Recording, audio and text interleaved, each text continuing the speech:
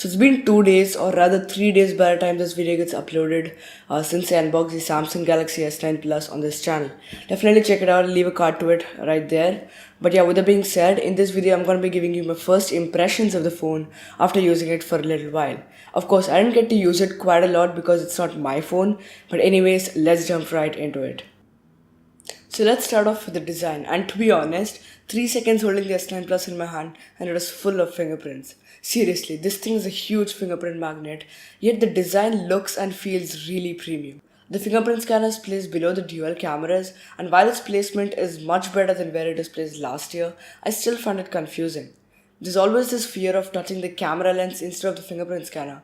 And to be honest, I actually did that many times because there's no vibration when you actually put the properly authenticated fingerprint to unlock the phone.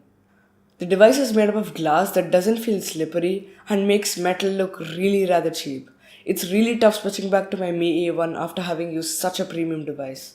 I haven't tested out the camera quite a lot, and it'd be right for me to hold on for the full review, but from the few pictures I've taken, I could say that the pictures come out slightly saturated contrary to my liking, and the variable aperture that Samsung really hyped isn't really mind-blowing in any way. However, it's definitely a step in the right direction, and it does make a huge impact on the photos. The software actually isn't all that bad. It's quite smooth, but the only thing I really find annoying is the fact that there are two apps that necessarily do the same thing. One from Google as part of Android itself, and one that Samsung likes to add. I can't really comment on the performance right now because I haven't really tested out a lot of games yet. But through navigating the UI, texting, and probably watching a few YouTube videos, of course there are no issues at all. Battery life, at least for me, has been pretty fascinating, but from what I've seen in other reviews, I might as well be wrong. So yeah, more on that on the full review. Finally, there's never really a complete video about a Samsung flagship unless it talks about the display. So yeah, let's do that. Okay, so if you're preferring a Samsung phone over others, and mind you, I'm talking only about Samsung flagships here, then it's most probably for that huge, bright, and saturated display.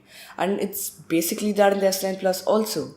So yeah, to put together in one word, I'd just say it's just gorgeous. Anyways, that's pretty much it for my first impressions with the Samsung Galaxy S9 Plus.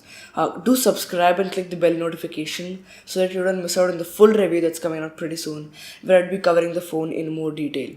Also, use the links given in the description box below if you're looking to buy the Samsung Galaxy S9 Plus. It really helps the channel out.